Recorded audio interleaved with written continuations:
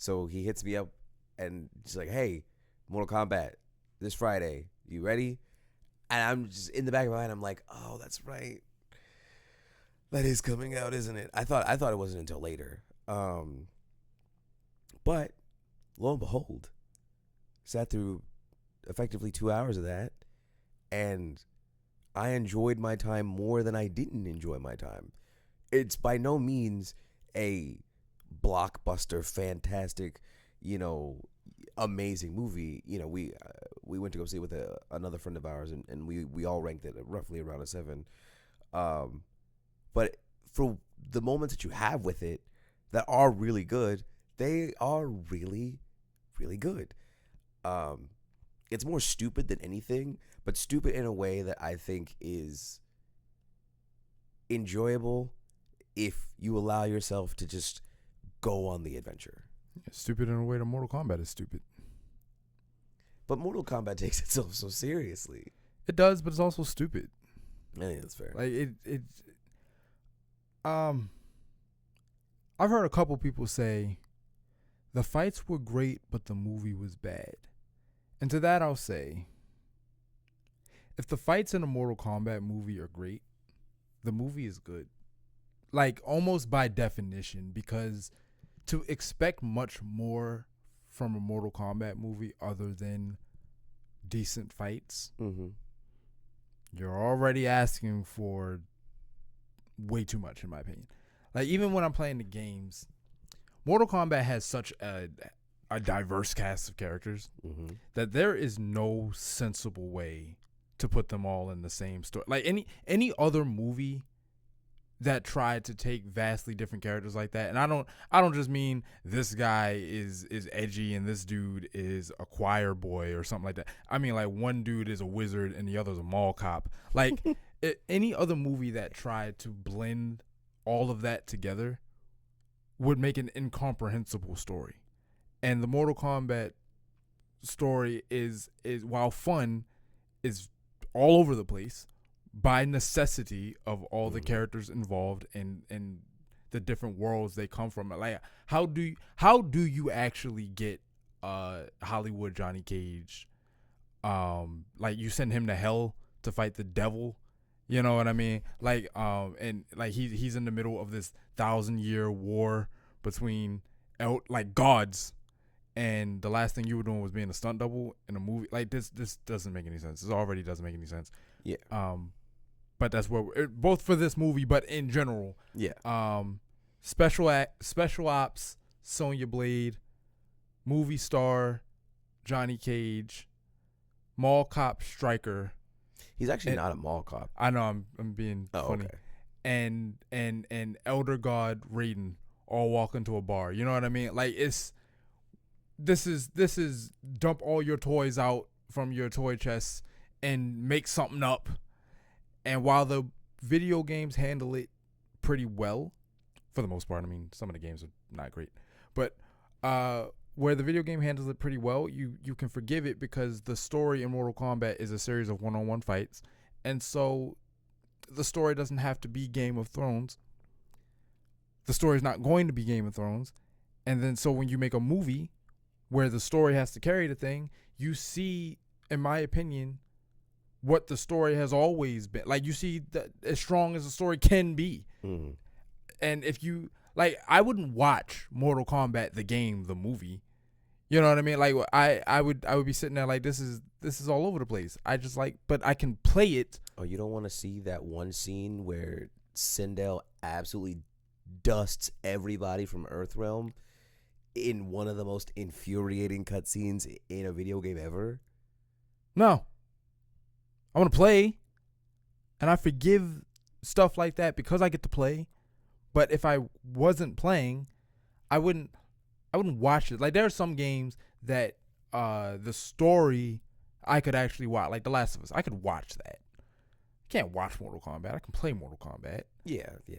So I'm with the movie, and I'm like, all right, this is cheesy, but this is like cheesy fun in a way I think Kingsman is cheesy fun. I know how you feel about Kingsman, but I like Kingsman, but I wouldn't put I wouldn't sit Kingsman down against actual James Bond, like Daniel Craig's James Bond. That would be insulting.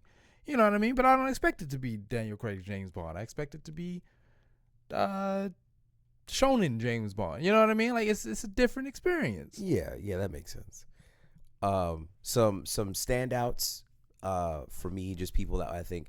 Well, actually, I will say,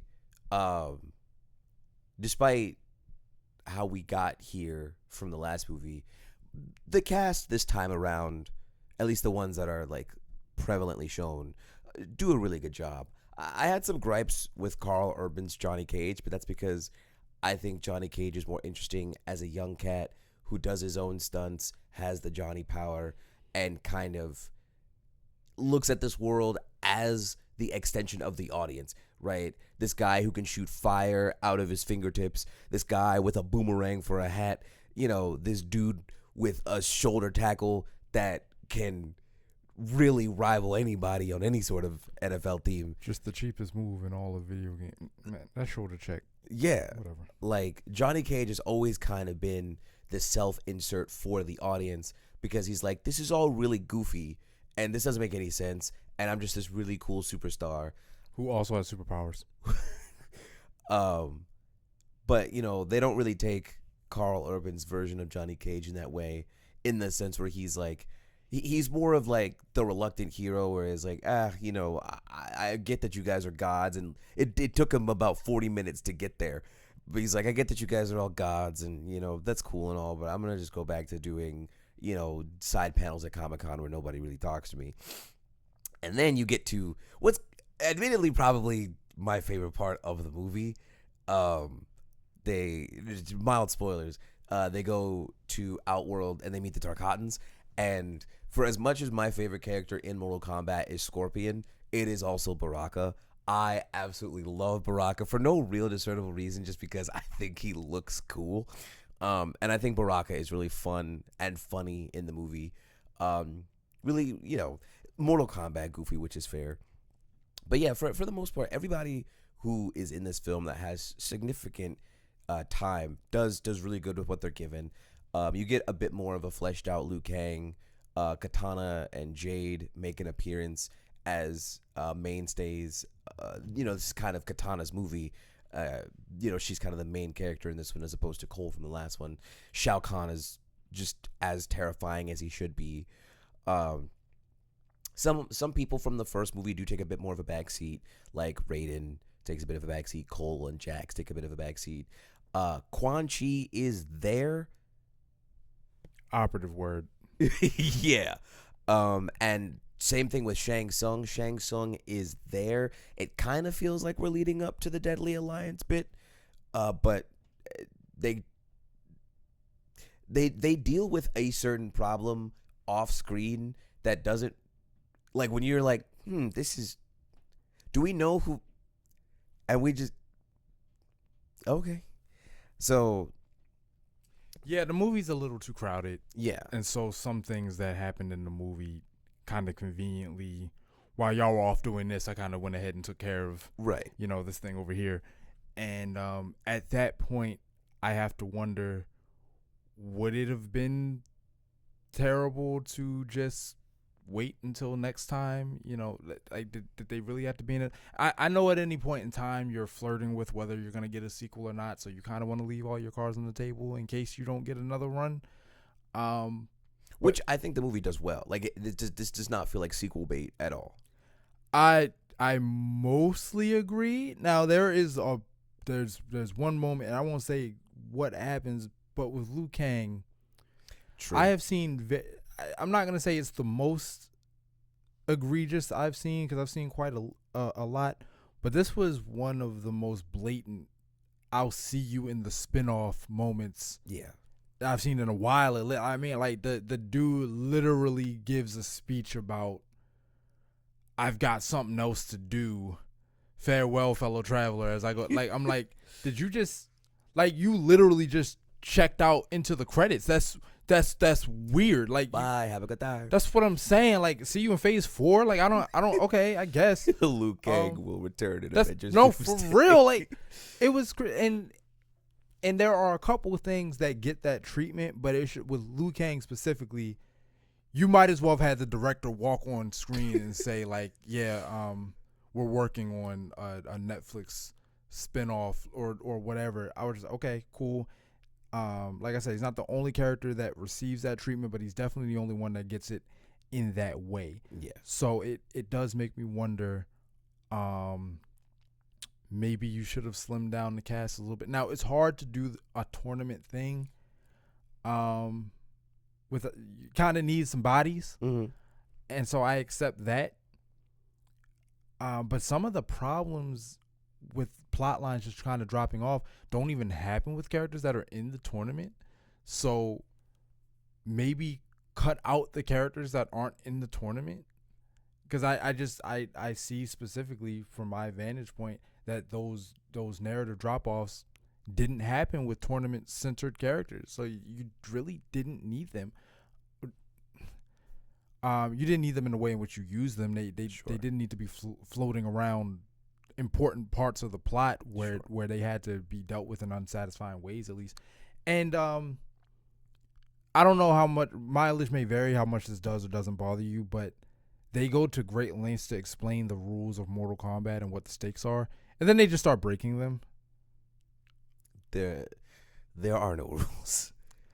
Which would be fine if you wouldn't go out your way to express what the rules are. Well, I actually think, and I was thinking about this afterwards, because there's a video that I watched by a guy named Tunari, who talks about Mortal Kombat and the rules of Mortal Kombat in a Noob Saibot video that he did. Shout out to Tunari. He talks about the rules of Mortal Kombat, and then how, much like in the film, in the games, people also just kind of blatantly break the rules. And not saying that that is on purpose, but it might be as just a cheeky nod to, yeah, we know that this is how we outlined it, but really there are no rules. Then don't make, when you're making when you're telling a story, there's things you can get away with in video games that you shouldn't do in a movie, particularly since not everybody who's sitting in the theater is in on the joke. You know what I mean? Like, some people have never played a Mortal Kombat game, but they want to see a cool fighting movie like that. I know people who've never played Mortal Kombat who like the first movie, and they probably liked it because they've never played Mortal Kombat. You know what I mean? And it is what it is, because when we go see Street Fighter, I've never played Street Fighter. Cody Rhodes is in it, so there you go. But I don't actually know anything about Street Fighter, so mileage may vary between you and I's enjoyment of that movie, because I don't know what I'm looking at. And so you have to make, I feel like you need to make decisions that make sense for a movie. And just breaking your rules that you set up.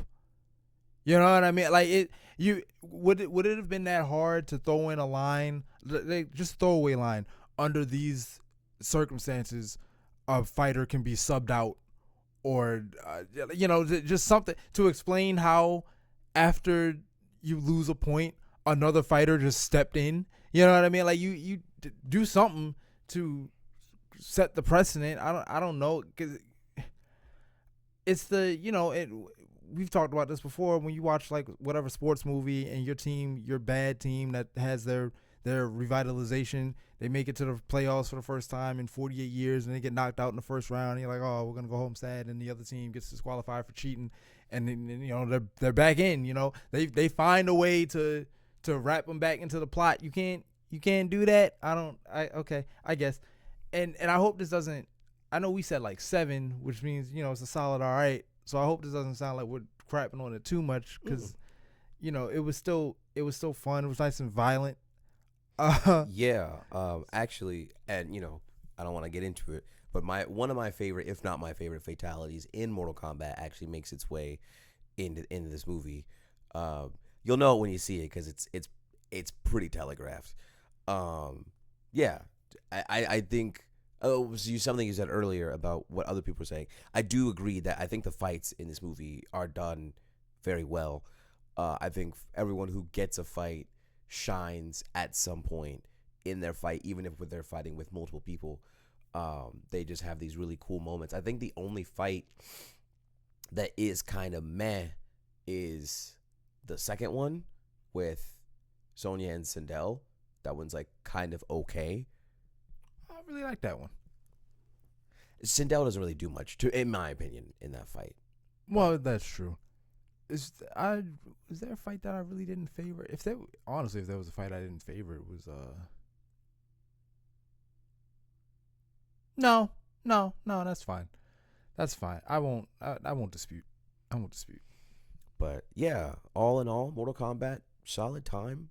Uh, Mildly recommended. If cheesy movies that are cheesy for the sake of being cheesy, not like I said, not. I think there's a difference between bad for the sake of being bad and bad movies that are enjoyable. Because again, I don't consider it to be a bad movie, but I definitely do think it's cheesy, and they know it's cheesy, and they take that ball and run with it. So if that kind of movie is your kind of thing, then check it out.